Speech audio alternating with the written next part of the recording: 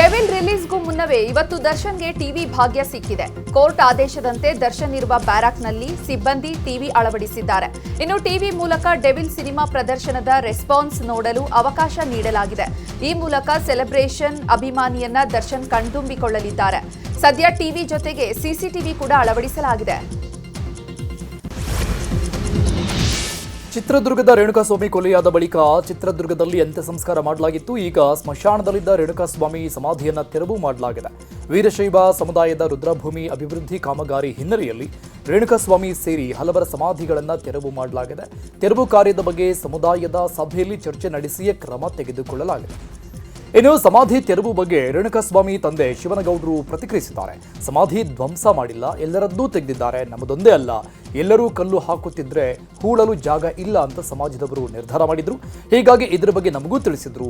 ಬೇರೆಯವರಿಗೆ ಹೂಳೋಕೆ ಜಾಗ ಇಲ್ಲ ಅಂತ ತೆರವು ಮಾಡಿದ್ದಾರಷ್ಟೇ. ನಮ್ಮದೇನೂ ಅದರಲ್ಲಿ ತಕರಾರಿಲ್ಲ ಅಂತ ಹೇಳಿದ್ದಾರೆ. ಮಾಡಿಲ್ಲ, ಅದು ಸಮಾಜದಿಂದ ಎಲ್ಲಾರ್ದು ತೆಗ್ದಾರ, ನಮ್ದೊಂದೇ ಏನ್ ತೆಗ್ದಿಲ್ಲ. ಅವರು ಸಮಾಜದಿಂದ ಅದೆಲ್ಲ ಬರೀ ಎಲ್ಲಾರು ಕಲ್ಲು ಹಾಕ್ತಾ ಇದ್ರು, ಏನು ಉಳಕ್ ಜಾಗ ಇಲ್ಲ ಅಂತ ಅವ್ರ ಸಮಾಜದಾಗ ಡಿಸೈಡ್ ಮಾಡಿದ್ರು. ಆಯ್ತು ಬಿಡ್ರಿ ಎಲ್ಲ ಅಲ್ಲಿ ಅಂತಂದ್ ಹೇಳಿದ್ವಿ ನಾವ್. ಅವ್ರೇನ್ ಧ್ವಂಸ ಮಾಡಿಲ್ಲ. ಹೌದಾ? ನಿಮ್ಗೆ ಹೇಳಿದ್ರ ಮೊದ್ಲೇನೆ? ಅದೆಲ್ಲ ಮಾತಾಡಿದ್ರು, ನಮ್ಗೆ ಗೊತ್ತಿತ್ತು. ನಮ್ಗೆ ಅದು ಮೀಟಿಂಗ್ ನಲ್ಲಿ ಮಾತಾಡಿದ್ದು ಗೊತ್ತಿತ್ತು. ತಕರಾರು ಏನಿಲ್ಲ, ನಮ್ದೇನ್ ತಕರಾರಿಲ್ಲ. ಹೂವೊಳಗ್ ಜಾಗನೇ ಇಲ್ಲಲ್ಲ, ಏನ್ ಮಾಡೋದು ಬೇರೆಯವರಿಗೆ ಇದೆಯಲ್ಲ. ರಾಜ್ಯದಲ್ಲಿ ದ್ವೇಷ ಭಾಷಣಕ್ಕೆ ಬ್ರೇಕ್ ಹಾಕಲು ಸರ್ಕಾರ ಮುಂದಾಗಿದ್ದು, ಇಂದು ಸದನದಲ್ಲಿ ದ್ವೇಷ ಭಾಷಣ ತಡೆ ಮಸೂದೆಯನ್ನ ಮಂಡನೆ ಮಾಡಲಾಗಿದೆ. ಸಚಿವ ಪರಮೇಶ್ವರ್ ದ್ವೇಷ ಭಾಷಣ ಬಿಲ್ನ ಮಂಡಿಸಿದ್ದಾರೆ. ಈ ವೇಳೆ ದ್ವೇಷ ಭಾಷಣ ಪ್ರತಿಬಂಧಕ ವಿಧೇಯಕಕ್ಕೆ ಬಿಜೆಪಿ ವಿರೋಧ ವ್ಯಕ್ತಪಡಿಸಿದೆ. ಮಂಡನೆ ವೇಳೆ ಒಪ್ಪಿಗೆ ಇಲ್ಲ ಅಂತ ಬಿಜೆಪಿ ಶಾಸಕರು ಕೂಗಿದ್ದಾರೆ. ದ್ವೇಷ ಭಾಷಣಕ್ಕೆ ಕಠಿಣ ರೂಲ್ಸ್ ಮಾಡಲಾಗಿದೆ. ಗರಿಷ್ಠ 10 ವರ್ಷಗಳವರೆಗೆ ಶಿಕ್ಷೆ ನೀಡಬಹುದಾಗಿದೆ. 1 ಲಕ್ಷ ದಂಡ ವಿಧಿಸುವ ಅವಕಾಶ ಇದೆ. ಮೊದಲ ಬಾರಿಗೆ ದ್ವೇಷ ಭಾಷಣ ಮಾಡಿದವರಿಗೆ 7 ವರ್ಷ ಜೈಲು ಶಿಕ್ಷೆ, ಮತ್ತೆ ಪುನರಾವರ್ತಿತವಾದ್ರೆ 10 ವರ್ಷ ಜೈಲು ಶಿಕ್ಷೆ ಇರಲಿದೆ.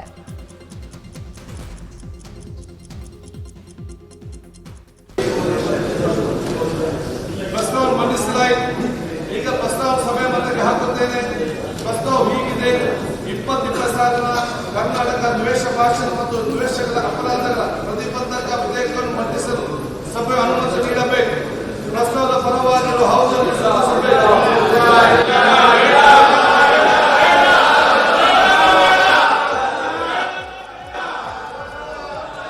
ಇನ್ನು ಇದಕ್ಕೂ ಮುನ್ನ ಬಿಲ್ ಮಂಡಿಸುವ ವೇಳೆ ಮೈಕ್ ಕೈಕೊಟ್ಟಿದೆ. ಸಚಿವ ಸಂತೋಷ್ ಲಾಡ್ ಬಿಲ್ ಮಂಡಿಸುತ್ತಿದ್ದ ವೇಳೆ ಮೈಕ್ ಕೆಟ್ಟಿದೆ. ಬಳಿಕ ಎಚ್.ಕೆ. ಪಾಟೀಲ್ ಮೈಕ್ ಇಲ್ಲದೆ 12 ಬಿಲ್ಗಳನ್ನು ಮಂಡಿಸಿದ್ದಾರೆ. ನಂತರ ಕೊನೆಯಲ್ಲಿ ದ್ವೇಷ ಭಾಷಣ ತಡೆ ಬಿಲ್ ಮಂಡಿಸುವಾಗಲೂ ಕೂಡ ಮೈಕ್ ಸರಿಯಾಗಿರಲಿಲ್ಲ. ಹೀಗಾಗಿ ಈ ವೇಳೆ ವಿಪಕ್ಷದವರು ಈ ಸರ್ಕಾರದಲ್ಲಿ ಮೈಕ್ ಪರಿಸ್ಥಿತಿ ಒಂದೇ ಆಗಿದೆ ಅಂತ ಲೇವಡಿ ಮಾಡಿದ್ದಾರೆ. ದ್ವೇಷ ಭಾಷಣ ಮಾಡೋದರಲ್ಲಿ ಬಿಜೆಪಿ ಮುಂಚೂಣಿಯಲ್ಲಿದೆ. ದೇಶದಲ್ಲಿ ದ್ವೇಷ ಮಾಡೋದರಲ್ಲಿ ಬಿಜೆಪಿಯವರು ನಿಸ್ಸಿಮರು. ಹೀಗಾಗಿ ಬಿಲ್ ತರ್ತಾ ಇದ್ದೇವೆ.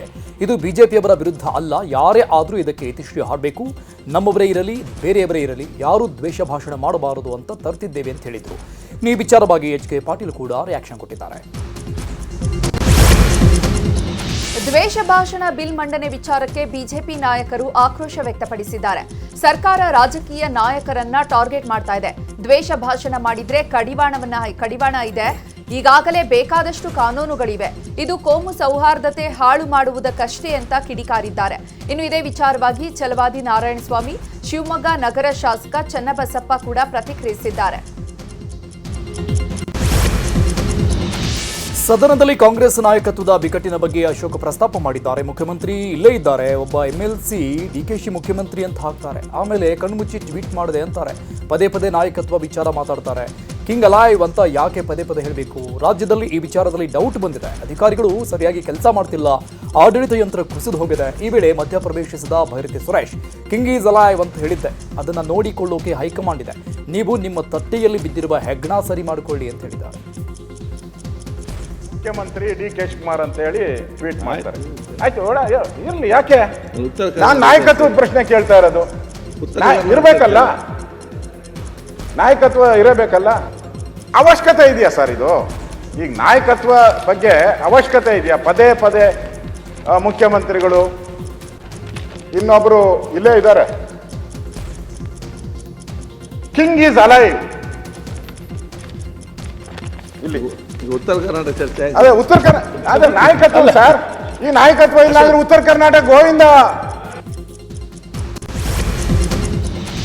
ವಿಧಾನಸಭೆಯಲ್ಲಿ ಉತ್ತರ ಭಾಗದ ಸಮಸ್ಯೆಗಳ ಬಗ್ಗೆ ಬಿಜೆಪಿ ರಾಜ್ಯಾಧ್ಯಕ್ಷ ವಿಜಯೇಂದ್ರ ಪ್ರಸ್ತಾಪ ಮಾಡಿದ್ದಾರೆ. ಕಬ್ಬು ಬೆಳೆಗಾರರ ಸಮಸ್ಯೆಗೆ ಸರ್ಕಾರ ಯಾಕೆ ಸ್ಪಂದಿಸಿಲ್ಲ? ಇನ್ನು ಮೆಕ್ಕೆಜೋಳ ಬೆಳೆಯುವಂತಹ ರೈತರಿಗೂ ಕೂಡ ಈ ಸರ್ಕಾರ ಅನ್ಯಾಯ ಮಾಡಿದೆ. 80ರಷ್ಟು ತೊಗರಿ ಬೆಳೆ ನಾಶವಾಗಿದೆ. ಆದರೆ ಸರ್ಕಾರ ಯಾವುದೇ ನೆರವು ನೀಡಿಲ್ಲ. ಇಷ್ಟೇ ಅಲ್ಲದೆ ತುಂಗಭದ್ರಾ ಡ್ಯಾಂ ಗೇಟ್ ಕುಸಿದು ಬಿದ್ದಾಗ ಎಲ್ಲವನ್ನ ಕೂಡ ಬದಲಾವಣೆ ಮಾಡಲು ತೀರ್ಮಾನ ಆಗಿತ್ತು. ಆದರೆ ಈವರೆಗೂ ಆಗಿಲ್ಲ. ಕಳೆದ 2.5 ವರ್ಷಗಳಲ್ಲಿ ಗ್ಯಾರಂಟಿಗಳ ಬಗ್ಗೆ ಭಾಷಣ ಮಾಡಿದ್ರಷ್ಟೇ. ಗೃಹಲಕ್ಷ್ಮಿ ಈಗ ಚುನಾವಣೆ ಲಕ್ಷ್ಮಿಯಾಗಿದೆ. ಎಲ್ಲಾ ರಂಗದಲ್ಲೂ ಕೂಡ ಈ ಸರ್ಕಾರ ವಿಫಲವಾಗಿದೆ ಅಂತ ವಾಗ್ದಾಳಿ ನಡೆಸಿದ್ದಾರೆ. ಬೆಳಗಾವಿಯಲ್ಲಿ ಪಂಚಮಸಾಲಿ ಸಮಾಜದಿಂದ ಮೌನ ಪ್ರತಿಭಟನೆ ಮಾಡಲಾಗಿದೆ. ಗಾಂಧಿ ಭವನದ ಆರ್ಟಿಒ ಕಚೇರಿವರೆಗೂ ಮೌನ ಮೆರವಣಿಗೆ ನಡೆಸಿದ್ದು ನೆಲದ ಮೇಲೆ ಕುಳಿತು ಪ್ರತಿಭಟಿಸಿದರು. ಬಳಿಕ ಪ್ರತಿಭಟನೆ ನಡೆಸ್ತಾ ಇದ್ದ ಬಸವಜಯ ಮೃತ್ಯುಂಜಯ ಸ್ವಾಮೀಜಿ ಸೇರಿ ಶಾಸಕ ಅರವಿಂದ್ ಬೆಲ್ಲದ್ರನ್ನ ಪೊಲೀಸರು ವಶಕ್ಕೆ ಪಡೆದು ಕರೆದುಕೊಂಡು ಹೋದರು. ವಿವಿಧ ಬೇಡಿಕೆಗಳ ಈಡೇರಿಕೆಗೆ ಆಗ್ರಹಿಸಿ ರೈತರು ಸುವರ್ಣಸೌಧ ಮುತ್ತಿಗೆಗೆ ಯತ್ನಿಸಿದ್ದಾರೆ. ಈ ವೇಳೆ ಮಾರ್ಗ ಮಧ್ಯದಲ್ಲೇ ರೈತರನ್ನ ಪೊಲೀಸರು ತಡೆದಿದ್ದಾರೆ. ಈ ವೇಳೆ ತಳ್ಳಾಟ ನೂಕಾಟವಾಗಿದ್ದು ಪೊಲೀಸರು ಮತ್ತು ಸರ್ಕಾರದ ವಿರುದ್ಧ ರೈತರು ಆಕ್ರೋಶ ವ್ಯಕ್ತಪಡಿಸಿದ್ದಾರೆ. ಅಲ್ಲದೆ ಅಲ್ಲಿಯೇ ಕುಳಿತು ಸಿಎಂ ಸ್ಥಳಕ್ಕೆ ಬರಬೇಕು ಅಂತ ಆಗ್ರಹಿಸಿದ್ದಾರೆ. ಬಳಿಕ ಪ್ರತಿಭಟನಾ ಸ್ಥಳ ಬಿಟ್ಟು ಸುವರ್ಣಸೌಧದ ಗೇಟ್ ಬಳಿ ಹೋಗಿ ಪ್ರತಿಭಟನೆ ನಡೆಸಿದ್ದಾರೆ. ಈ ವೇಳೆ ಭಾರೀ ಹೈಡ್ರಾಮಾ ನಡೆದಿದ್ದು 40ಕ್ಕೂ ಹೆಚ್ಚು ರೈತರನ್ನ ಪೊಲೀಸರು ವಶಕ್ಕೆ ಪಡೆದುಕೊಂಡಿದ್ದಾರೆ.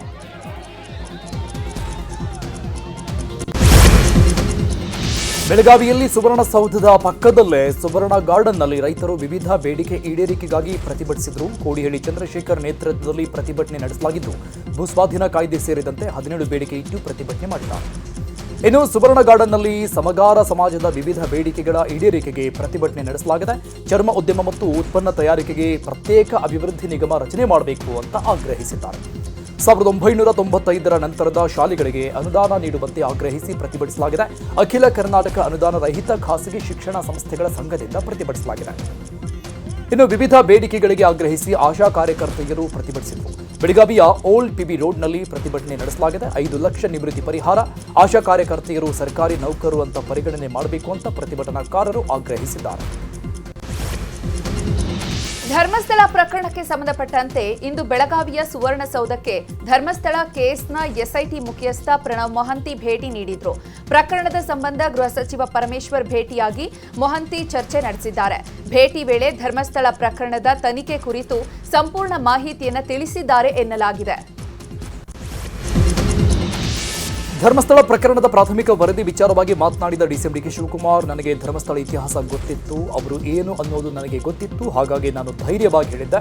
ಪ್ರಾಥಮಿಕ ವರದಿ ನಾನು ಇನ್ನೂ ಓದಿಲ್ಲ, ಸರ್ಕಾರ ಏನು ಕ್ರಮ ಕೈಗೊಳ್ಳಬೇಕೋ ಅದನ್ನು ತೆಗೆದುಕೊಳ್ಳುತ್ತೆ ಅಂತ ಹೇಳಿದರು. ಈ ವಿಚಾರವಾಗಿ ಮಾತನಾಡಿದ ಸಿಎಂ ಸಿದ್ದರಾಮಯ್ಯ, ಧರ್ಮಸ್ಥಳ ಕೇಸ್ನಲ್ಲಿ ನಾನು ವರದಿ ನೋಡಿಲ್ಲ ಅಂತ ಹೇಳಿದ್ದಾರೆ. ನನಗೆ ಗೊತ್ತಿರೋ ಮಾಹಿತಿ ಗೊತ್ತಿತ್ತು, ಧರ್ಮಸ್ಥಳದ ಇತಿಹಾಸ ಗೊತ್ತಿತ್ತು ನನಗೆ. ಅವರು ಯಾವುದು ಮಾಡಲಿಕ್ಕೆ ಆಗುವುದಿಲ್ಲ ಅನ್ನೋದು ಗೊತ್ತಿತ್ತು. ಆ ವಿಚಾರದಿಂದ ಧೈರ್ಯದಿಂದ ನಾನು ವಿಚಾರವನ್ನು ಹೇಳಿದ್ದೆ. ಈಗ ಕಾಪಿ ನಿಮಗೆ ಗೊತ್ತಾಗಿದೆ, ನಾನಿನ್ನ ಓದಿಲ್ಲ, ನನಗಿನ್ನ ಅದು ಗೊತ್ತಿಲ್ಲ. ಸೊ ಸರ್ಕಾರ ಏನು ಕ್ರಮ ಕೈಗೊಳ್ಳಬೇಕೋ law will take its own course. Charge sheet ಅಲ್ಲಿ ಷಡ್ಯಂತ್ರ ಆಗಿರೋದು ನಿಜ ಅಂತ ಹೇಳಿ 6 ಜನರ ಮೇಲೆ ಚಾರ್ಜ್ ಶೀಟ್ ಅಲ್ಲಿ ಉಲ್ಲೇಖ ಮಾಡಿದ್ದಾರೆ ಸರ್. ಸುಳ್ಳು ಆರೋಪ ಮಾಡಿದ್ರು ಇವರು. ನಾನು ಚಾರ್ಜ್ ಶೀಟ್ ನೋಡಿಲ್ಲ. Sir, you wrote a letter to the PM for the Tuvardal. You wrote letter to PM letter Tuvardal. Tuvardal ಬಗ್ಗೆ ಲೆಟರ್ ಬರೆದಿದ್ದೆ. ಚಾರ್ಜ್ ಶೀಟ್ ಅಲ್ಲಿ ಷಡ್ಯಂತ್ರ. ಧರ್ಮಸ್ಥಳ ಪ್ರಕರಣವಾಗಿ ಸುವರ್ಣಸೌಧದಲ್ಲಿ ಮಾತನಾಡಿದ ಬಿಜೆಪಿ ಶಾಸಕ ಎಸ್ಆರ್ ವಿಶ್ವನಾಥ್, ನಾವು ಮೊದಲು ಧರ್ಮಸ್ಥಳ ಚಲೋ ಮಾಡಿದಾಗ ನಮ್ಮ ಮೇಲೆ ಮಾತನಾಡಿದ್ರು. ಈಗ ಷಡ್ಯಂತ್ರ ಮಾಡಿದವರ ಮೇಲೆ ಆರೋಪಕ್ಕೆ ಸಂಬಂಧಪಟ್ಟಂತೆ ವರದಿ ಸಿದ್ಧವಾಗಿದೆ. ಫಾಸ್ಟ್ ಟ್ರ್ಯಾಕ್ ಕೋರ್ಟ್ ಮೂಲಕ ಶೀಘ್ರದಲ್ಲೇ ಅವರ ಮೇಲೆ ಕ್ರಮ ಆಗಬೇಕು. ಸುಜಾತಾ ಭಟ್ಗೆ ಎಲ್ಲ ಹೇಳಿಕೊಟ್ಟು ಮಾತನಾಡಿಸಿದ್ದಾರೆ. ಯಾರೆಲ್ಲ ಈ ಷಡ್ಯಂತ್ರದಲ್ಲಿ ಭಾಗಿಯಾಗಿದ್ದಾರೆ ಅವರ ಮೇಲೆ ಕ್ರಮ ಆಗಬೇಕು ಅಂದಿದ್ದಾರೆ. ಇನ್ನು ಇದೇ ವಿಚಾರವಾಗಿ ಬಿವೈ ವಿಜಯೇಂದ್ರ, ಸಿಟಿ ರವಿ ಕೂಡ ಪ್ರತಿಕ್ರಿಯಿಸಿದ್ದಾರೆ. ಧಕ್ಕೆ ತರ್ತಕ್ಕಂಥ ಕೆಲಸವನ್ನ ಕೆಲವರು ಮಾಡ್ತಾ ಇದ್ದಾರೆ ಅಂತಕ್ಕಂಥ ಮಾತನ್ನು ನಾವು ಮೊದಲೇ ಹೇಳಿದ್ವಿ. ಆದರೂ ಕೂಡ ಸರ್ಕಾರ SIT ತನಿಖೆ ಕೊಟ್ಟಾಗ ಸ್ವಾಗತವನ್ನು ಮಾಡಿದ್ವಿ. SIT ತನಿಖೆ ಭಾಳ ಸುದೀರ್ಘವಾದಂಥ ಸಮಯವನ್ನು ತಗೊಂಡು ಅಂತಿಮವಾಗಿ ಕೋರ್ಟ್ಗೆ ಚಾರ್ಜ್ ಶೀಟನ್ನು ಕೂಡ ಸಲ್ಲಿಸಿದೆ. ಅದರಲ್ಲಿ ಸುಜಾತಾ ಭಟ್ಗೆ ಹೇಳ್ಕೊಟ್ಟಿರೋರು ಅವರೇ, ಚಿನ್ನಯ್ಯನಿಗೆ ಹೇಳ್ಕೊಟ್ಟಿರೋರು ಅವರೇ. ಮತ್ತು ಇವತ್ತು ಕೂಡ ನಾವು ಧರ್ಮಸ್ಥಳದ ಬಗ್ಗೆ ನಾವು ಹೋರಾಟವನ್ನು ಮಾಡಿದಾಗ ನಮ್ಮ ಬಗ್ಗೆ ಕೂಡ ವೈಯಕ್ತಿಕವಾಗಿ ಕೆಲವು ಯೂಟ್ಯೂಬರ್ಸ್ಗಳೆಲ್ಲ ಕೂಡ ನಮ್ಮ ಮೇಲೆ ಅಪಪ್ರಚಾರವನ್ನು ಮಾಡಿದ್ರು. ಆ ಮುಗ್ಗುಗಳು ನೋಡಿದಾಗ್ಲೇನೆ ಸರ್ಕಾರಕ್ಕೆ ಜ್ಞಾನೋದಯ ಆಗ್ಬೇಕಾಗಿತ್ತು. ಯಾರೋ ಧರ್ಮಸ್ಥಳದ ಬಗ್ಗೆ ಅಪಪ್ರಚಾರವನ್ನು ಮಾಡೋದಕ್ಕೆ ಮುಂದೆ ಬಂದಿದ್ರು, ಮುಗ್ಗುಗಳು ನೋಡಿದ್ರೆ ಗೊತ್ತಾಗ್ತದೆ. ಒಂದ್ ರೀತಿ ಸುಪಾರಿ ಕಿಲ್ಲರ್ಸ್ ತರ ಕಾಣ್ತಾ ಇದ್ರು ಒಬ್ರಿಗಿಂತ ಒಬ್ರು. ಆದ್ರೆ ಇಂಥ ಅಯೋಗ್ಯರ ಮಾತನ್ನ ಕಟ್ಕೊಂಡು ಇವತ್ತು ಸರ್ಕಾರ SIT ತನಿಖೆ ಮಾಡ್ತಲ್ಲ. ಈಗೇನ್ ಹೇಳ್ತಾರೆ, ಸತ್ಯಾಸತ್ಯತೆ ರಾಜ್ಯ ಜನತೆ ಗೊತ್ತಾಗಬಾರ್ದ? ಇಲ್ಲಿ ಚೆನ್ನಯ್ಯ ಪ್ರಶ್ನೆ ಅಲ್ಲ, ಹಿಂದೂ ಭಾವನೆಗಳಿಗೆ ಧಕ್ಕೆ ತರುವಂತ ಒಂದು ದೊಡ್ಡ ಷಡ್ಯಂತ್ರ ಪಿತೂರಿ ಇದರಿಂದ ಅಡಗಿರುವಂತದ್ದು.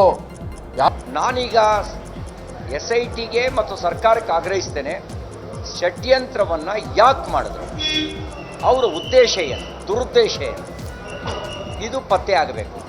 ಅನುಮಾನ ಇದೆ ಮತಾಂತರದ ಮಾಫಿಯಾ ಇದ್ರ ಕೈ ಹಿನ್ನೆಲೆಯಲ್ಲಿದೆ ಅಂತ. ಯಾವಾಗ ಧಾರ್ಮಿಕ ಶ್ರದ್ಧೆ ದುರ್ಬಲ ಆಗುತ್ತೆ ಆಗ ಮತಾಂತರದ ಬೆಳೆಯೋದು ಸುಲಭ ಆಗುತ್ತೆ. ಆ ಕಾರಣಕ್ಕೆ ಮೈಸೂರಲ್ಲಿ ಯುನಿಟಿ ಮಾಲ್ ಜಟಾಪಟಿ ಜೋರಾಗಿದೆ. ಅರಮನೆ ಮುಂಭಾಗದ ವಸ್ತು ಪ್ರದರ್ಶನ ಆವರಣದಲ್ಲಿ ಪ್ರವಾಸೋದ್ಯಮ ಅಭಿವೃದ್ಧಿಗೆ ಕೇಂದ್ರ ಸರ್ಕಾರದ ಸಹಕಾರದಿಂದ ಸ್ಥಳೀಯ ಉತ್ಪನ್ನಗಳ ಮಾರಾಟ ಹಾಗೂ ಇತರ ಮಾರಾಟ ಮಳಿಗೆಗಳನ್ನು ತೆರೆಯೋಕೆ ಸಂಸದ ಯದುವೀರ್ ಒಡೆಯರ್ ಗುದ್ದಲಿ ಪೂಜೆ ನೆರವೇರಿಸಲಾಗಿತ್ತು. ಆದರೆ ಇದೀಗ ರಾಜಮಾತೆ ಪ್ರಮೋದಾದೇವಿ ಕೋರ್ಟ್ನಿಂದ ತಡೆಯಾಜ್ಞೆ ತೆಗೆದುಕೊಂಡು ಬಂದಿದ್ದಾರೆ. ವಸ್ತು ಪ್ರದರ್ಶನ ಆವರಣದ ಸರ್ವೆ ನಂಬರ್ 1ರ 6.5 ಎಕರೆ ಜಾಗದಲ್ಲಿ ಯಾವುದೇ ಮಾಲ್ ನಿರ್ಮಾಣ ಮಾಡದಂತೆ ಕೋರ್ಟ್ನಿಂದ ಸ್ಟೇ ತಂದಿದ್ದಾರೆ. ಇದರಿಂದ ಮೇಕ್ ಇನ್ ಇಂಡಿಯಾ ಯೋಜನೆಗೆ ಹಿನ್ನಡೆಯಾಗಿದೆ. ಲೈಂಗಿಕ ಕಿರುಕುಳ ಆರೋಪ ಶಾಲಾ ಶಿಕ್ಷಕನ ಕೊರಳಿಗೆ ಚಪ್ಪಲಿ ಹಾರ ಹಾಕಿ ಮೆರವಣಿಗೆ ಮಾಡಿರುವಂತಹ ಘಟನೆ ಹಾವೇರಿಯ ಸವಣೂರಲ್ಲಿ ನಡೆದಿದೆ. ಶಿಕ್ಷಕ ಜಗದೀಶ್ ಎಂಬಾತ ವಿದ್ಯಾರ್ಥಿನಿಯ ಖಾಸಗಿ ಅಂಗಾಂಗಗಳನ್ನು ಮುಟ್ಟಿ ಕಿರುಕುಳ ನೀಡಿರುವ ಘಟನೆ ಸವಣೂರಿನ ಸರ್ಕಾರಿ ಉರ್ದು ಶಾಲೆಯಲ್ಲಿ ನಡೆದಿದೆ. ಇಂದು ವಿದ್ಯಾರ್ಥಿ ಪೋಷಕರು ಶಾಲೆಗೆ ಆಗಮಿಸಿ ಶಿಕ್ಷಕನಿಗೆ ಥಳಿಸಿ ಚಪ್ಪಲಿ ಹಾರ ಹಾಕಿ ಪೊಲೀಸ್ ಠಾಣೆಯವರೆಗೂ ಕೂಡ ಮೆರವಣಿಗೆ ಮಾಡಿದ್ದಾರೆ. ಇನ್ನು ಈ ಘಟನೆ ಸಂಬಂಧ ಸವಣೂರು ಪೊಲೀಸ್ ಠಾಣೆಯಲ್ಲಿ ಪ್ರಕರಣ ದಾಖಲಾಗಿದೆ. ಆನ್ಲೈನ್ ಮಾರುಕಟ್ಟೆಯಲ್ಲಿ ಹಣ ಹೂಡಿಕೆ ಮಾಡಿದರೆ ಹೆಚ್ಚು ಲಾಭ ಪಡೆಯಬಹುದೆಂದು ನಂಬಿಸಿ ಬರೋಬ್ಬರಿ 65.70 ಲಕ್ಷ ರೂಪಾಯಿ ವಂಚನೆ ಮಾಡಲಾಗಿದೆ. ಹುಬ್ಬಳ್ಳಿಯ ಹಳೆ ಗಬ್ಬೂರಿನ ಚಂದ್ರಶೇಖರ್ ಎಸ್ ವಂಚನೆಗೆ ಒಳಗಾದ ವ್ಯಕ್ತಿಯಾಗಿದ್ದು ಸೈಬರ್ ಕ್ರೈಮ್ ಪೊಲೀಸ್ ಠಾಣೆಯಲ್ಲಿ ಪ್ರಕರಣ ದಾಖಲಾಗಿದೆ. ಸಿಲಿಕಾನ್ ಸಿಟಿಯಲ್ಲಿ ಅನ್ಯ ಭಾಷಿಗರ ದುರ್ವರ್ತನೆ ಹೆಚ್ಚಳವಾಗಿದೆ.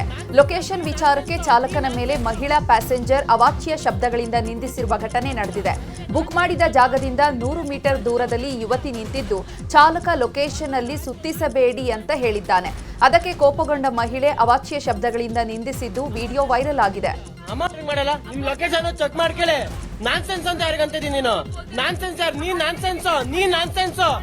ಅಲ್ಲ ನೀನ್ 100 ಮೀಟರ್ ನನಗೆ ಗೊತ್ತಿಲ್ಲ, ನನಗೆ ನಾನೇನ್ ಹೇಳ್ತಾ ಇರೋದು, ನೀನ್ ಇಲ್ಲೇ ಬುಕ್ ಮಾಡಿರೋದು, ನಾನಿಲ್ಲೇ. ಬೇಸಿಗೆಯಾರಂಭಕ್ಕೂ ಮೊದಲೇ ರಾಜ್ಯದಲ್ಲಿ ನೀರಿಗಾಗಿ ಹಾಹಾಕಾರ ಉಂಟಾಗಿದೆ. ಬೀದರ್ ತಾಲೂಕಿನ ಇಸ್ಲಾಂಪುರ ತಾಂಡಾ ಜನರು ನೀರಿಲ್ಲದೆ ಅಲೆದಾಡುವ ಸ್ಥಿತಿ ನಿರ್ಮಾಣವಾಗಿದೆ. ತಾಂಡಾ ಪಕ್ಕದಲ್ಲೇ ನದಿ ಇದ್ರೂ ಕುಡಿಯೋ ನೀರಿಗಾಗಿ ಜನರು ಅಲೆಯುವಂತಾಗಿದೆ. ಹಾಸನದಲ್ಲಿ ಕಾಡಾನೆಗಳ ಉಪಟಳ ಮುಂದುವರೆದಿದೆ. ಹೀಗಾಗಿ ಕಾಡಾನೆ ಸಮಸ್ಯೆಗೆ ಶಾಶ್ವತ ಪರಿಹಾರಕ್ಕೆ ಆಗ್ರಹಿಸಿ ಜನರು ರಸ್ತೆಯಲ್ಲಿ ಕುಳಿತು ಪ್ರತಿಭಟನೆ ನಡೆಸಿದ್ದಾರೆ. ಅರಣ್ಯ ಇಲಾಖೆ ಅಧಿಕಾರಿಗಳು ಸ್ಥಳಕ್ಕೆ ಬರುವವರೆಗೂ ಪ್ರತಿಭಟನೆ ಕೈಬಿಡಲ್ಲ ಅಂತ ಪಟ್ಟು ಹಿಡಿದಿದ್ದಾರೆ. ಮಂಡ್ಯದಲ್ಲಿ ಅವಿವಾಹಿತ ಯುವಕರು ವಿಚಿತ್ರ ಬೇಡಿಕೆ ಇಟ್ಟಿದ್ದಾರೆ. ಮದ್ದೂರಿನ ಮರಳಿಗ ಗ್ರಾಮದಲ್ಲಿ ಮದುವೆಯಾಗಲು ಹೆಣ್ಣು ಸಿಗದೆ ಹತಾಶೆಗೊಂಡ ಯುವಕರು ಗ್ರಾಮದಲ್ಲಿ ಮಠ ಕಟ್ಟಿಸಿಕೊಡಿ ಅಂತ ಬೇಡಿಕೆ ಇಟ್ಟಿದ್ದಾರೆ. ತಮ್ಮೂರಿನ ಪಂಚಾಯಿತಿಯಲ್ಲಿ ನಡೆದ ಗ್ರಾಮ ಸಭೆಯಲ್ಲಿ ಯುವಕರು ಮಠಕ್ಕಾಗಿ ಬೇಡಿಕೆ ಪತ್ರ ನೀಡಿದ್ದಾರೆ. ಶಾರ್ಟ್ ಸರ್ಕ್ಯೂಟ್ನಿಂದ ಕಬ್ಬು ಬೆಳೆ ಬೆಂಕಿಗಾಹುತಿಯಾಗಿರುವಂತಹ ಘಟನೆ ಬೀದರ್ ತಾಲೂಕಿನ ಜನವಾಡ ಗ್ರಾಮದಲ್ಲಿ ನಡೆದಿದೆ. ನಾಗೇಂದ್ರ, ದೇವೇಂದ್ರ, ರಮೇಶ್ ಲೌಟೆ ಎನ್ನುವವರಿಗೆ ಸೇರಿದ ಕಟಾವಿಗೆ ಬಂದಿದ್ದ 15 ಎಕರೆ ಕಬ್ಬು ಸಂಪೂರ್ಣವಾಗಿ ಸುಟ್ಟು ಕರಕಲಾಗಿದೆ.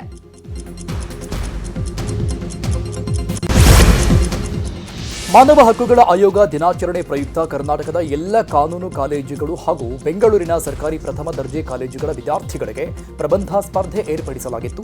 ಸುಪ್ರೀಂ ಕೋರ್ಟ್ ವ್ಯಕ್ತಪಡಿಸಿದ ಸಂವಿಧಾನ ಮತ್ತು ಅಭಿಪ್ರಾಯಗಳೊಂದಿಗೆ ಮಾನವ ಹಕ್ಕುಗಳ ರಕ್ಷಣೆ ಹಾಗೂ ಮಾನವ ಹಕ್ಕುಗಳ ರಕ್ಷಣೆ ಮತ್ತು ಮಾನವ ಹಕ್ಕುಗಳ ಉಲ್ಲಂಘನೆ ತಡೆಯುವಲ್ಲಿ ನಾಗರಿಕರ ಪಾತ್ರ ಎಂಬ ವಿಚಾರಗಳಲ್ಲಿ ಪ್ರಬಂಧ ಸ್ಪರ್ಧೆ ಏರ್ಪಡಿಸಲಾಗಿತ್ತು. 180ಕ್ಕೂ ಹೆಚ್ಚು ಕಾಲೇಜುಗಳಿಂದ ವಿದ್ಯಾರ್ಥಿಗಳು ಭಾಗಿಯಾಗಿದ್ದರು. ವಿವಿ ಬೆಲ್ಲದ್ ಕಾನೂನು ಕಾಲೇಜಿನ ಶ್ರೀಲಕ್ಷ್ಮೀ ಕುಲಕರ್ಣಿ ಪ್ರಥಮ, ಎಸ್ಜೆಆರ್ ಕಾನೂನು ಕಾಲೇಜಿನ ಶ್ರೇಯಾ ಶ್ರೀವಚನ್ ದ್ವಿತೀಯ, ಗುರುಸಿದಪ್ಪ ಲಾ ಕಾಲೇಜಿನ ಸಾನಿಯಾ ಕ್ಯೂ ಸುಬೇದಾರ್ 3ನೇ ಸ್ಥಾನ ಪಡೆದುಕೊಂಡಿದ್ದಾರೆ.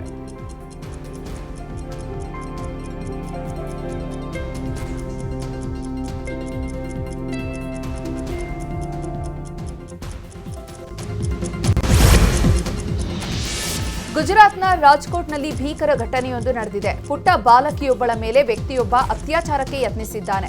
ಡಿಸೆಂಬರ್ 4ರಂದು ನಡೆದಿರುವಂತಹ ಘಟನೆ ತಡವಾಗಿ ಬೆಳಕಿಗೆ ಬಂದಿದೆ. ಬಾಲಕಿಯನ್ನು ಅಪಹರಿಸಿ ಅತ್ಯಾಚಾರ ಮಾಡಿದ್ದಲ್ಲದೆ ಬಾಲಕಿ ಗುಪ್ತಾಂಗಕ್ಕೆ ಕಬ್ಬಿಣದ ರಾಡ್ ಹಾಕಿ ವಿಕೃತಿ ಮೆರೆದಿದ್ದಾನೆ. ಈ ಘಟನೆ ಸಂಬಂಧ ಆರೋಪಿಯನ್ನು ಬಂಧಿಸಿ ವಿಚಾರಣೆ ಮಾಡಲಾಗ್ತಿದೆ. ತಿರುಮಲ ತಿರುಪತಿ ದೇವಸ್ಥಾನದಲ್ಲಿ ಹೊಸ ಹಗರಣವೊಂದು ಬೆಳಕಿಗೆ ಬಂದಿದೆ. 2015ರಿಂದ 2025ರವರೆಗಿನ ಅವಧಿಯಲ್ಲಿ ರೇಷ್ಮೆ ದುಪ್ಪಟ್ಟಗಳ ಖರೀದಿಯಲ್ಲಿ ನಡೆದ ಅಕ್ರಮವನ್ನ ವಿಜಿಲೆನ್ಸ್ ಅಧಿಕಾರಿಗಳು ಪತ್ತೆ ಹಚ್ಚಿದ್ದಾರೆ. 100% ಪಾಲಿಸ್ಟರ್ ಮತ್ತು ರೇಷ್ಮೆ ಮಿಶ್ರಣ ಅಂತ ಬಿಲ್ ಮಾಡಿದ್ರು ನಕಲಿ ರೇಷ್ಮೆ ದುಪ್ಪಟ್ಟಗಳನ್ನ ಪೂರೈಸಲಾಗಿದೆ ಅಂತ ಅಧಿಕಾರಿಗಳು ಪತ್ತೆ ಹಚ್ಚಿದ್ದಾರೆ. ಒಟ್ಟು 54 ಕೋಟಿಗೂ ಅಧಿಕ ಹಣ ನಷ್ಟವಾಗಿದೆ ಅಂತ ಅಂದಾಜಿಸಲಾಗಿದೆ.